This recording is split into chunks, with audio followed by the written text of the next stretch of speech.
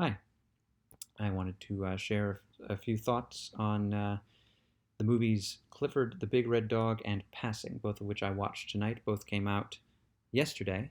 It may seem strange to pair them, but fate did that. I didn't do that. If this were the New York Times, they'd both be reviewed on the same page, even though they are strange to pair together. If Roger Ebert was still with us and he were still doing his review show at the movies, then they would both be reviewed on the same episode. So fate put them together, and I watched both of them because of that scheduling, and I will have one video for both, but I'm not going to say much about Clifford. In fact, there's only a few things, and most things I'm going to say about Clifford are what I would have done that would have been better.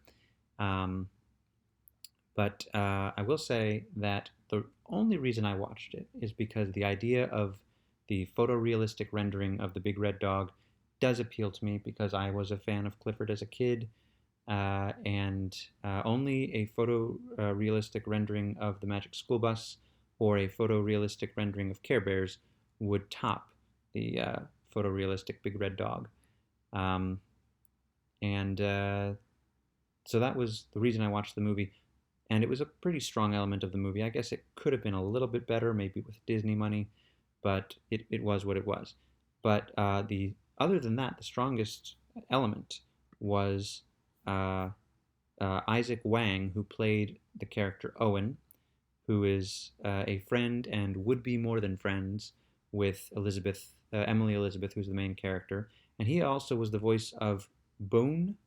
I don't remember exactly the pronunciation of the character's name in Raya and the Last Dragon. Also, one of the best parts of that movie, he was the kid who ran the boat that they used, and he cooked whatever that food was on the boat. Um, Fast talking and all that. Very funny, and he's great in this movie. There's one joke at more at his expense, but he says the joke, but it's also at his expense. I won't say what it was, but even as a joke in poor taste, and there are a lot of them in this movie, even as a joke in poor taste, it doesn't really make sense given what the movie later reveals about his family. Um, so it's bad, but it's bad at being bad. Um, but on to the things that I would have done differently. Like I said, the Big Red Dog is great to see photorealistically. It takes place in New York City, so Big Red Dog going around New York City, you'd think a lot of potential there for some spectacle.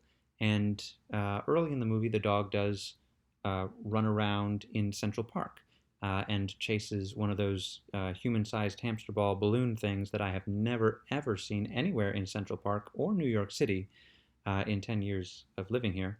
Uh, and that fits in the trailer, so you've probably seen it. Um, but what I thought they should have done, and he also runs along the Brooklyn Bridge, and that's fun.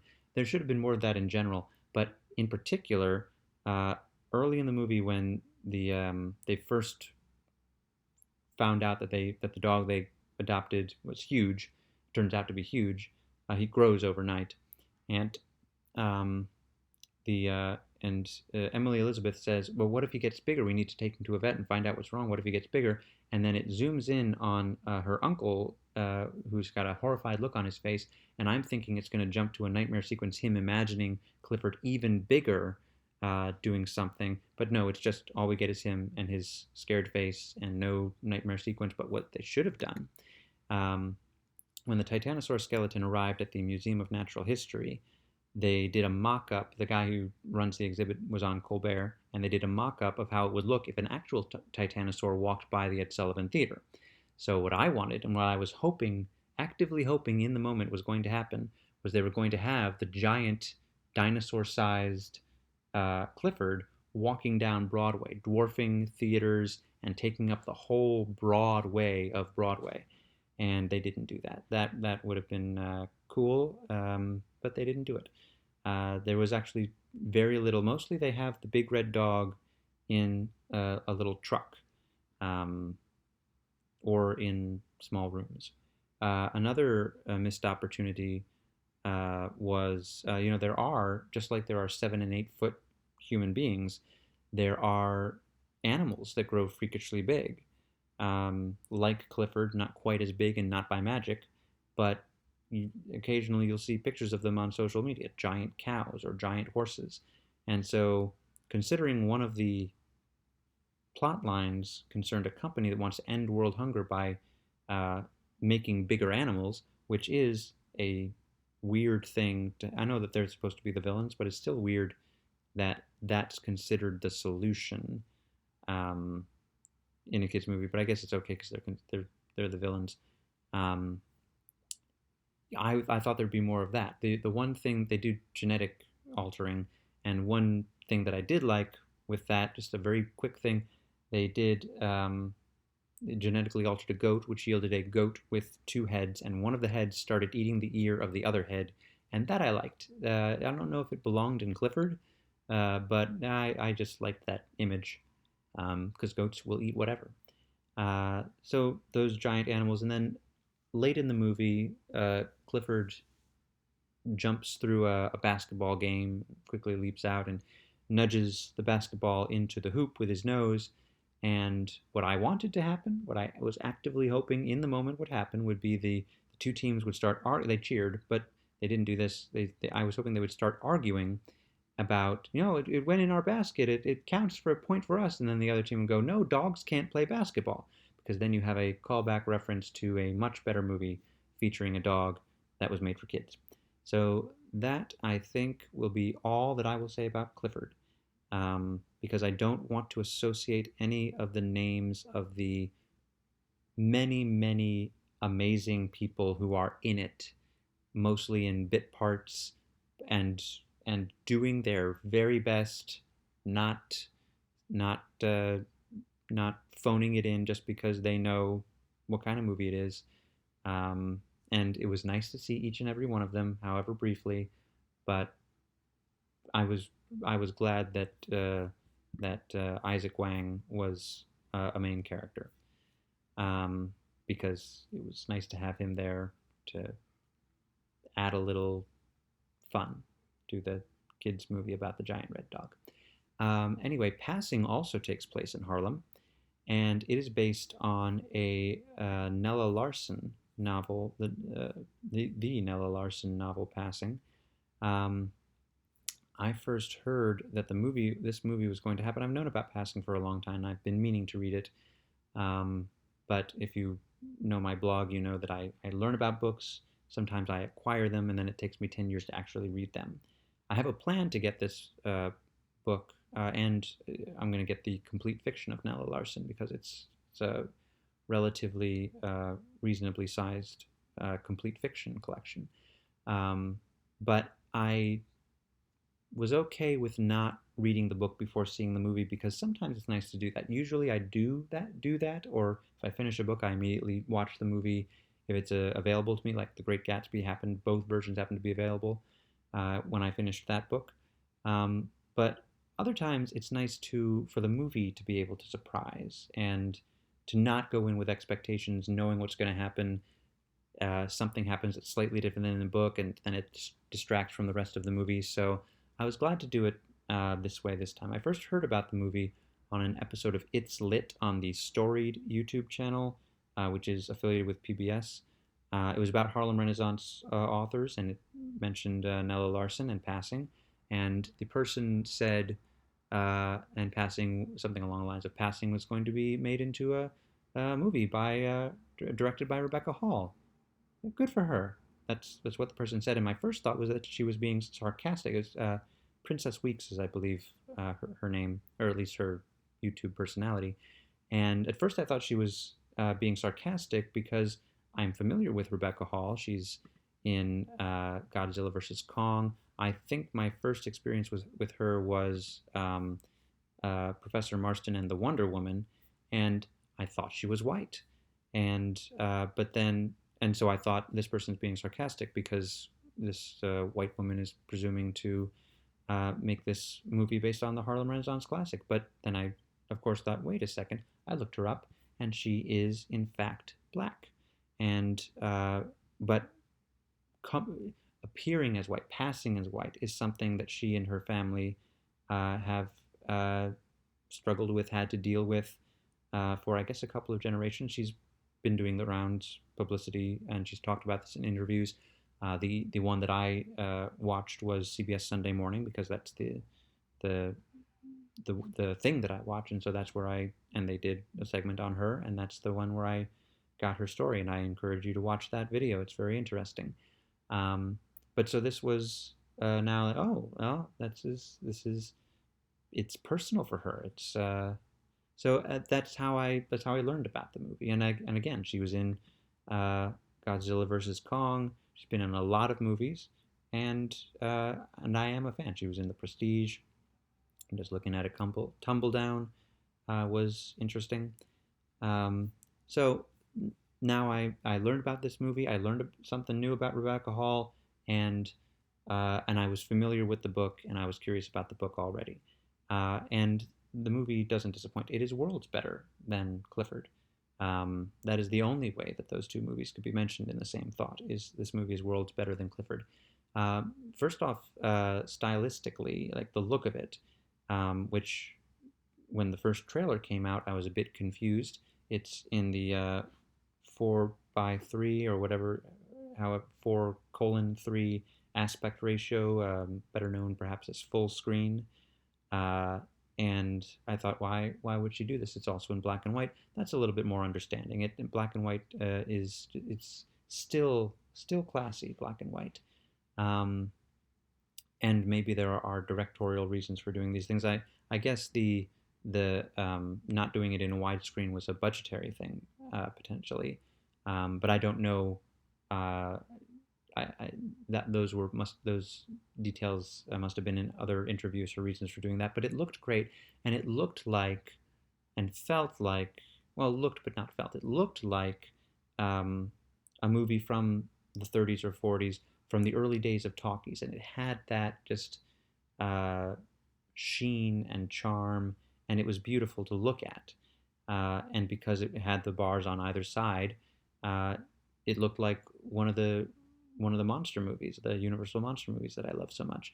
And so it already had a classic kind of sense about it, but it was made obviously with the technology of today, which has evolved from the talkies. So clearer picture, clearer sound, more movement of the camera. And so it was a combination of the classic feeling movies with the modern feeling movies. And it just was a beautiful, not too long. It's an hour and a half approximately. It's a very short novel. Um, and interesting from moment one. Um, the cast, the biggest star, I suppose, is Tessa Thompson, who plays Irene Redfield, and the movie opens with her uh, spotting an old friend, Claire Kendry, from across the room. Claire is played by Ruth Negga, and both of them at that time are passing for white.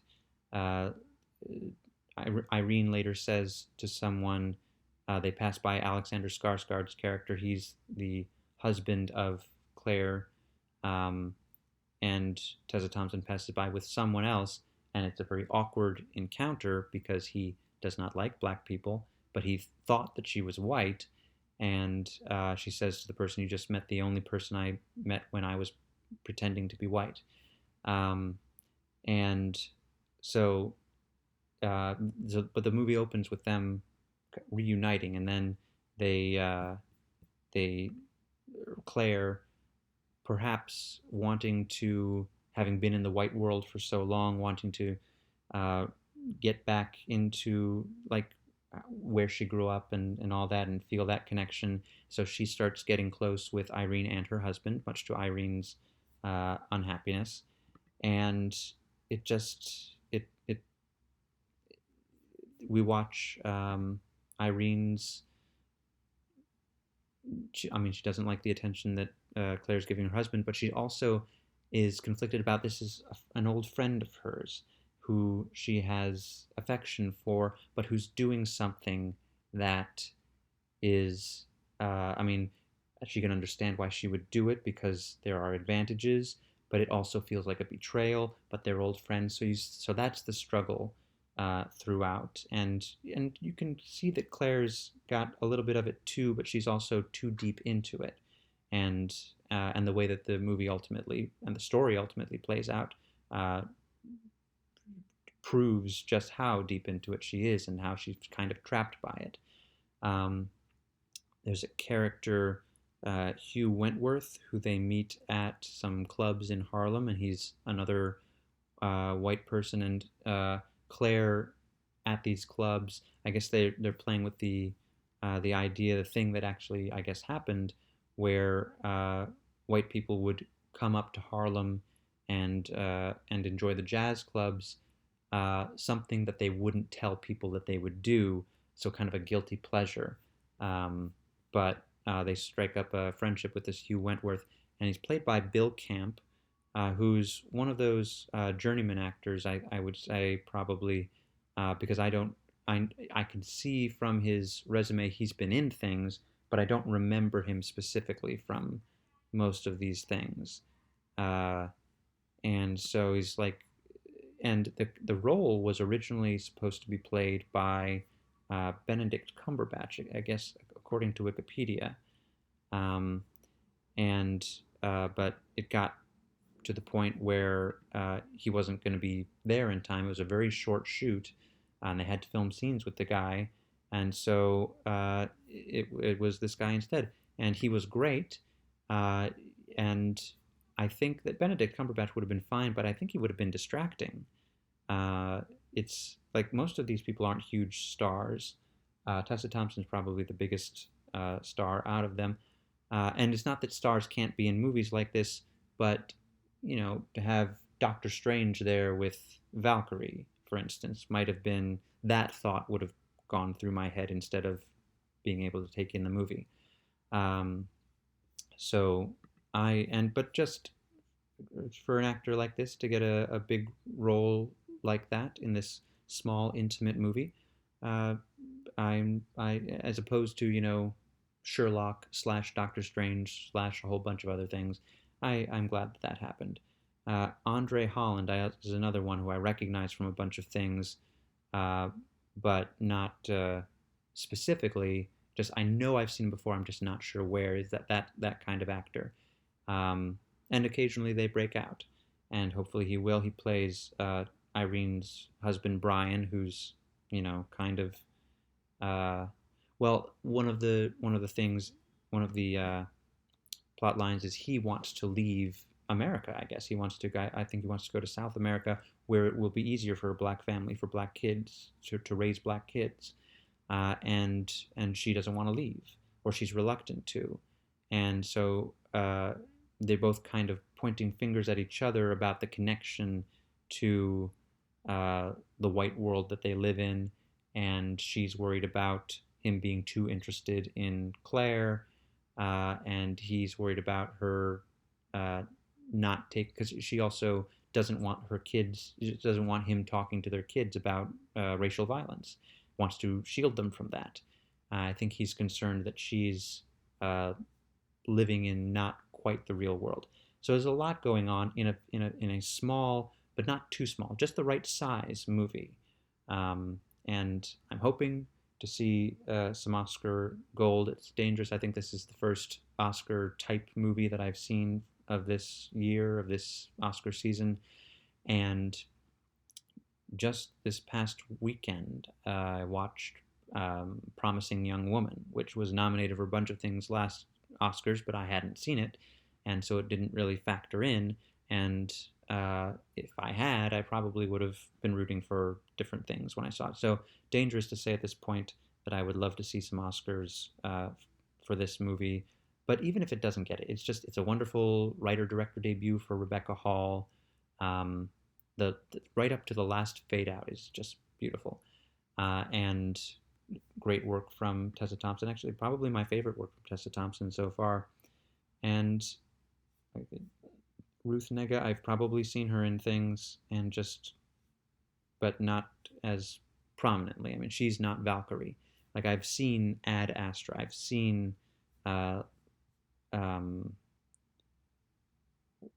Warcraft, she was probably under some kind of CGI makeup. But I've seen things that she's been in. I'm looking at her resume, but uh, I just don't remember. So hopefully after this, I'll remember and and and I'll recognize her in things. I don't know where I was going with that. I should probably end it here. Um, Definitely check out Passing if you can. And the book is very short. I'm going to read the book uh, within the next few months, and even though I haven't read it, highly recommend that more people do. Of course, my YouTube channel might not be the best way to get the word out about anything, but we'll see. So, yes, see the one movie that I talked for a long time very glowingly about, and probably don't waste your time unless you have small children on the other movie that I tried not to talk too much about.